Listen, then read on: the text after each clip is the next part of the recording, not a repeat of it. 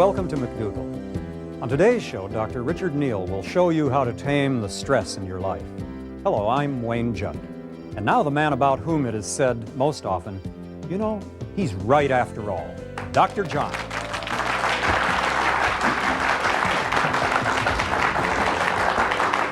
Thank you,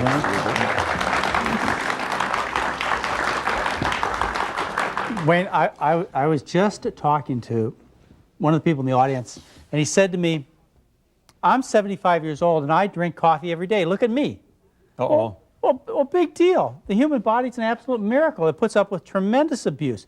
It puts up with 2 packs of cigarettes, a half a bottle of whiskey, and grease every day, and it lives. And he'd probably cite George Burns as with the cigars good reason to smoke a cigar. So, you know, people should stop, instead of saying, how much abuse can I give my body and it still lives, they ought to be asking the question, how good can I take care of myself? And we don't do that because the body is really a miracle. Take this whole alcohol thing.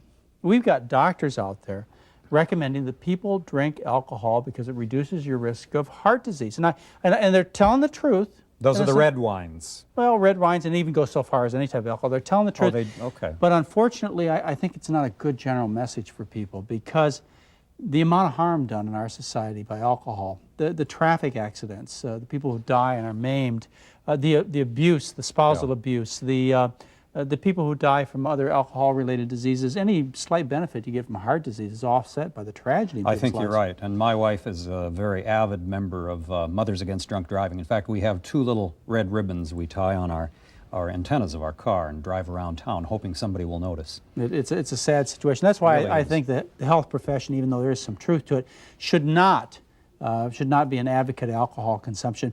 But, you know, there is some truth to the red wine thing.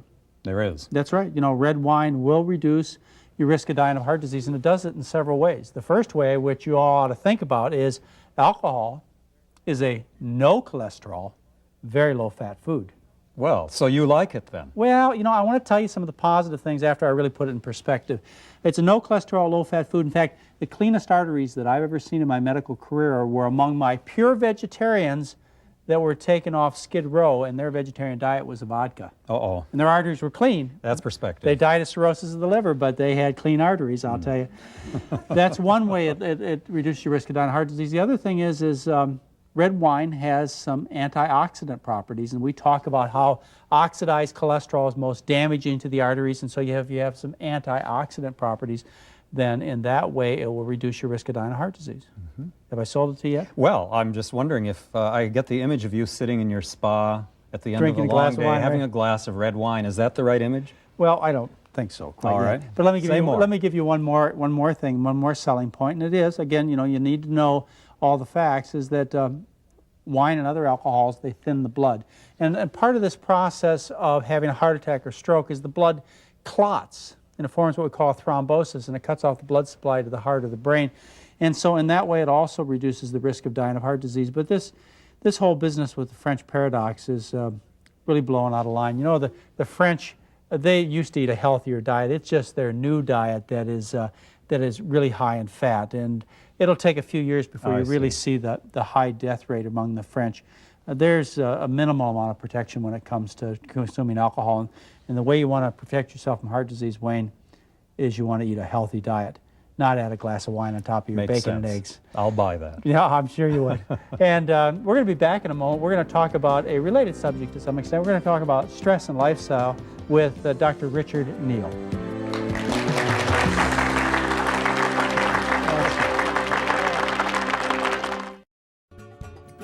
Thanks for watching Hello Channel. Learn the language of the internet, travel, commerce, and diplomacy. Watch Hello Channel and learn English. Do it for yourself. I'll be honest, at first, I was really frightened. Can you imagine a man my size playing hopscotch? But you know what? It really got things going. We related. I just stopped what I was doing and asked my daughter what she wanted to do. Very good. Next week's assignment is to eat dinner together every night and tell me what changes in your family. Class dismissed. Give your family everything. Give them your time. From the Church of Jesus Christ of Latter-day Saints. And joining us to talk about a subject that I don't talk about near enough, and that's stress, is Dr. Richard Neal, MD. The name of the book is Stress, Taming the Tyrant. It's a tyrant in everybody's life. Exactly. And I must mention, Dr. Neal's here under a little bit of stress himself. He's got a bit of laryngitis, as you'll notice. But is stress all that bad? Well, it's hard to put your finger on it exactly. This is one of the reasons why the American Heart Association has had difficulty in quantifying it. It's something that's around in everybody's life, and after having practiced medicine for 30 years, I see a lot of it under the covers, as it were. Yeah, but Dr. Neal, I have to tell you, for me, stress is important. It gets me to resolve problems and get the job done. I mean, without stress, I mean, I'd lay back on the beach with a book and my life would be ruined. It'd be a disaster. There's no question. You're surrounded tonight. You like stress too? I love stress. I thrive on stress. Why? Well, why get rid of it? You need a certain amount. You don't get rid of stress. You manage it. You control it. You modify it. You don't get rid of it. You're absolutely right. You need some. You have it work to your advantage. Yes. You know, another thing I have trouble with stress, and I don't mean to be so difficult here in the beginning of our interview, but another thing I have difficulty with in terms of stress is it's not tangible. I can't get my arms around Exactly. it. And whereas food, you know, or drink or smoking or whatever, they're things you tell me, yes, I do it, or don't I do it. Whereas you tell me not to be stressed, I don't know where to start. The fact that you can't get your hands around it, it makes it very insidious, and that's why it's so dangerous. You really have to have a feel for yourself, what's going on inside. And in many cases, the people around you can help you get a finger on that. Well, Dr. Richard Neal, how do I know whether this stress is good stress, which gets my problems resolved and the job's done, or stress that's destructive to me and is turned against my body? Stress is only bad when there's too much or when it's not modified.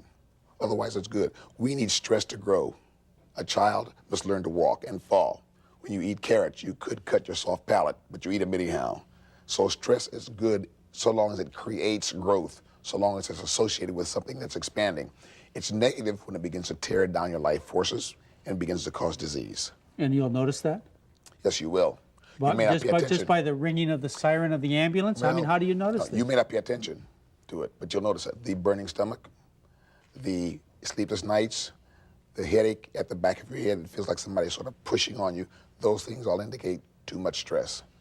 And when you get too much stress, you decide you have enough. Just to say that our viewing audience feels that stress is a very negative thing in their life, is destroying it, making life less than it could be for them, and they've identified it. What do they do next about it?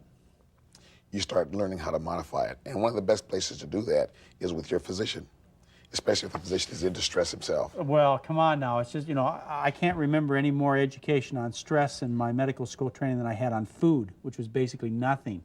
How's your physician going to help you in terms of stress? Because tranquilizers. When he talks to you about the need for tranquilizers, when he talks about you with the need for anti-inflammatory agents, when he talks about the need for anti-ulcer medications, he's talking about stress. But that's drug therapy, and we're not getting into the cause of the problem. No, we're not. But those are the indications that you need to do something about it. Well, that headache that you have that's persistent, stress. So one of the indications is the doctor brings out his prescription pad, then you know you got stress. Not necessarily, but that may be a clue. There are things for which the prescription pad is needed. But when he says you need a tranquilizer, you need something for your ulcers or for your hyperacidity, or you need something for your headache, and I want something to calm you down, clues about stress. Okay, so you say you have stress and you don't want to take the drugs. What if you decide that stress is not due to tranquilizer pill deficiency or due to anti-ulcer pill deficiency? What if you say it's due to something else going on in my life, and I'm the kind of person who wants to get to the bottom of things? What do I do to identify the cause of my stress, and what action do I take? One of the best ways to identify the cause of stress in that kind of context is to talk to people around you, especially people who love you and are close to you, such as your wife or your children or even your boss. If you go to them and reflect the fact that you're having problems, sometimes they can help identify what's going on and help you find solutions for it. Dr. Neal, what are the greatest causes of stress? Can we have sort of a descending list of what it is that stresses people? I tell people, if you want to reduce your stress by about 75%, stop trying to control people. Control other people? Yes. Children, spouses, employees. You got any good techniques for that? I was holding a seminar once, and we were talking about managing stress in that context. And a person raised her hand and said, if you can't control people, How can you get them to do what you want them to do? The answer? They must buy into your vision. Whether it's a child with a bad report card or an employee that's balking, if that person will buy into what you're trying to do, what you're seeing, you don't need to control. And if you have to control, it means they don't buy into it. So you've got to be a good salesman. Exactly. You got to present your idea, and you got to get your wife and your boss and so on to buy into what you're doing, and then life goes well for you. As long as they buy into it. And if they don't, maybe your idea is wrong. And then you go on to something else. Yes. And so you're talking about relieving interpersonal stresses. Interpersonal relationships, and stop trying to control people. But I'd have to say, for most of the folks that I know out there, they believe stress comes from not having enough money, not getting along with their spouse, having some type of loss in their life, a loss of another person, or a loss of a job, or a financial loss. You know, stress comes from a lot of other areas besides interpersonal relationships, and I'd like to find out from you how we identify those things. And I want some real tangible ways. I hate to be so demanding, Dr. Richard Neal, but I'm the kind of guy that wants tangible steps. You tell me 1, 2, 3, this is what you got to do and your life's going to be better. And that's kind of advice that I'd like to share with my viewers. And we'll be back in just a moment and share with you some more information about stress, taming the tyrant, with Dr. Richard Neal. Learn English at home. Just say hello.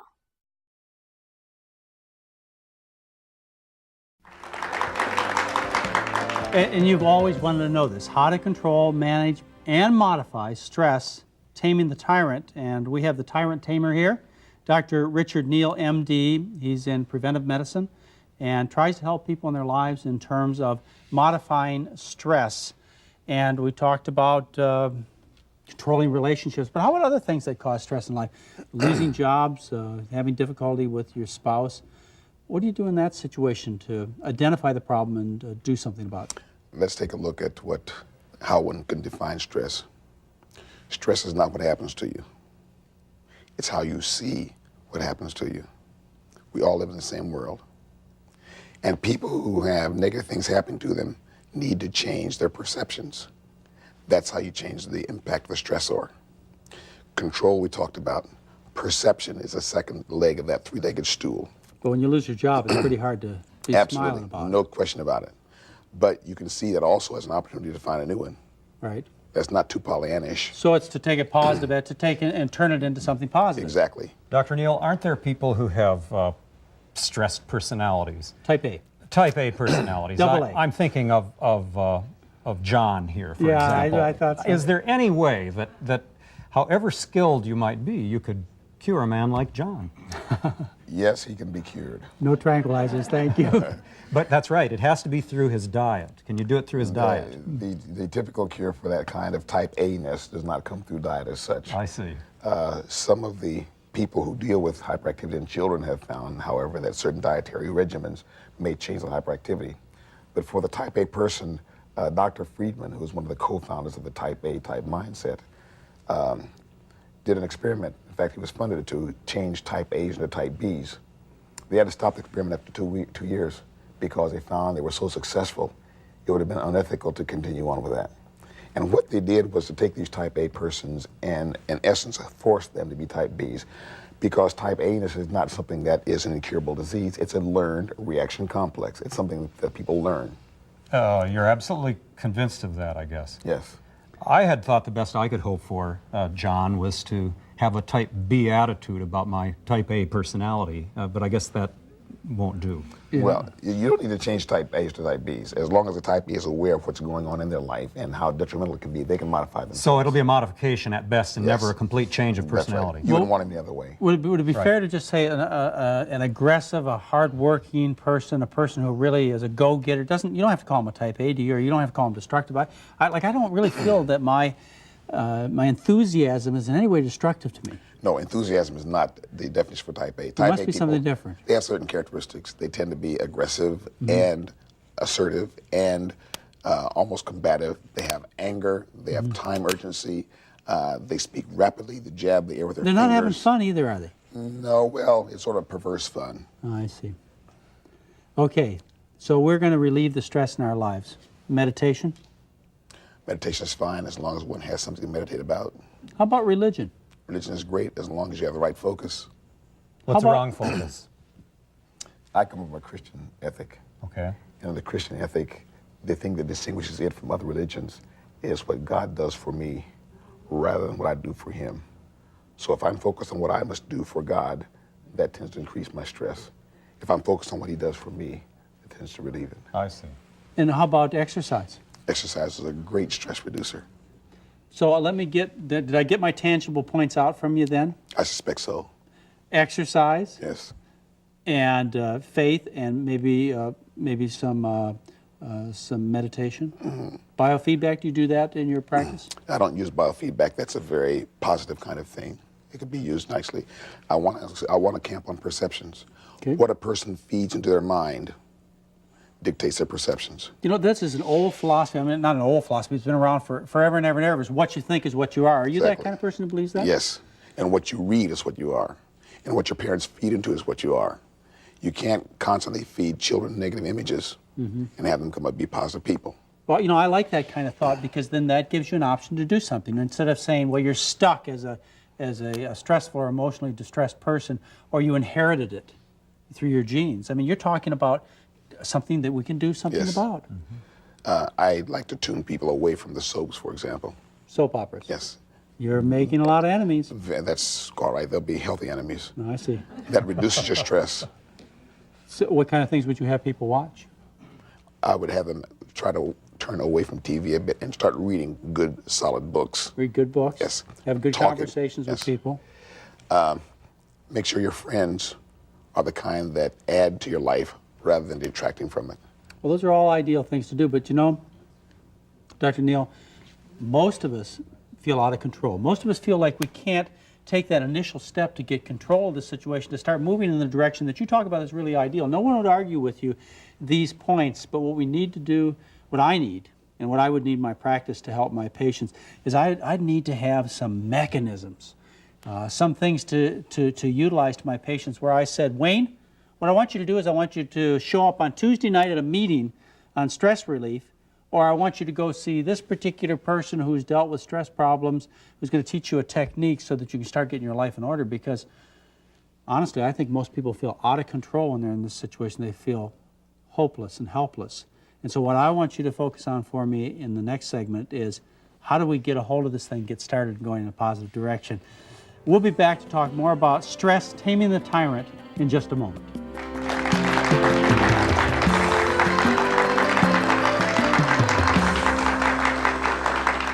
Learn English and have fun.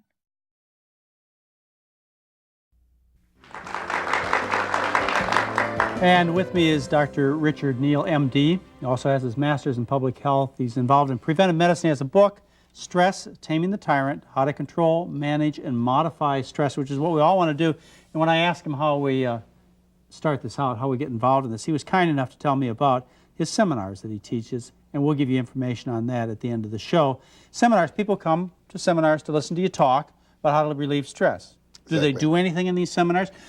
You know, any exercises, any type of mantra techniques, anything besides listen to a lecture? I don't use mantras, but there are exercises that can help. And beside that, you want to give people exercises that they can use at home, Right. not just physical, but mental Tangible exercises things. as Yeah, well. I keep trying to get back to that. I want to have something I can go do 10 minutes every day and make myself happier and healthier. One of the best things is to start exercising. Just physical exercise. Yes, sir. No That question. does relieve stress. Sure it does. How about different types of activities people have? Folks tell me that their life's tough all week long until they go out to the golf course. There you go. That's great as long as you don't want to break clubs when you finish. And I don't do that because it's too stressful for me. Stressful. Golf Yes. is stressful for you. It's stressful for It's me. one of the most relaxing things I do. That's because you're type B and I'm type A. That must be it. Yeah. You're type A, you're admitting this Oh, yeah. right here I'm on this show, Severely afflicted, but I modify it. and you have it under control. Yes, sir. And it's made your life better. Yes, it has. And your family will attest to that? Yes, they sure will. They better.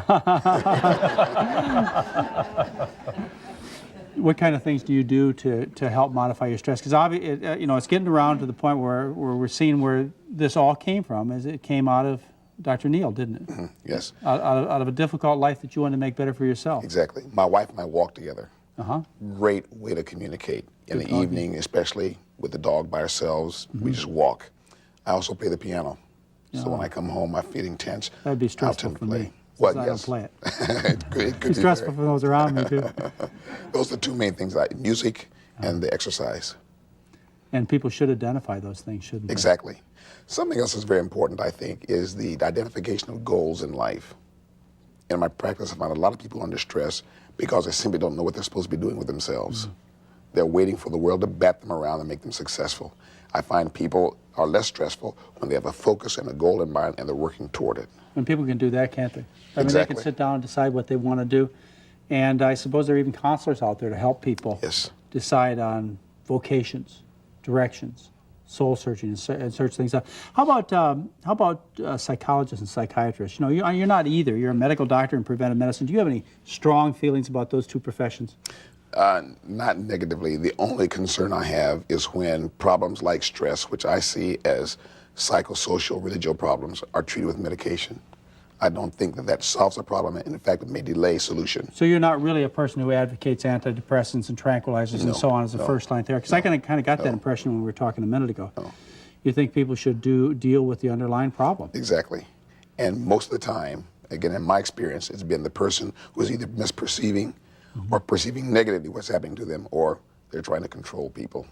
Children, especially parents with children, tremendous stressors because the parents want those kids to act right. Yes. They won't do it. Or the wife wants her husband to do things right. He should cut the grass. He won't do it. And you can't get them to do it, so we shouldn't take that in. No. We should decide we'll let well enough alone. People do them their own way. We need to help people catch a vision of what their lives are about, of how they should behave, of what they want from life, to work cooperatively with us. Wise parents do that. Wise husbands and wives do that. But sometimes parents and husbands and wives aren't the best people to do that, are they? To help a person see the vision. Aren't they in contests sometimes so that there's conflict rather than, I mean, if you and your wife were fighting all the time and you suggested that she engage in your vision, it probably wouldn't be that effective. Well, when you both have different visions, that will occur. What you need to do is find another vision. You don't compromise. You may need to find an alternative. I see. That's a difficult thing for As long as you people that both are agree that to do close it. together Yes, to it's do. work. It's hard work. It'd be a lot easier to take a walk with the dog. Exactly. Yeah. Or leave. Or leave home. Yeah. And that would be recommended in some situations. If you have a bad job or a bad marriage, bad relationships, I mean, sometimes the only option to get out of that stress is to leave, isn't it? That's true, unless one can change one's perception. Is it fair, you know, guys, I'm getting a lot of this message, and we had another half an hour to go along with this, I'd probably get it all. But is it fair to say that what we really do is you need to face up to things, identify them and face up to them? You need to identify them, yes, in terms of the stressors, and deal with them. And take action. Well, this book will get you started. It's How to Control, Manage, and Modify Stress, Taming the Tyrant. Thank you very much for being with me, Dr. Richard Neal. It was a real pleasure having you. Thank you. And folks, join us next week.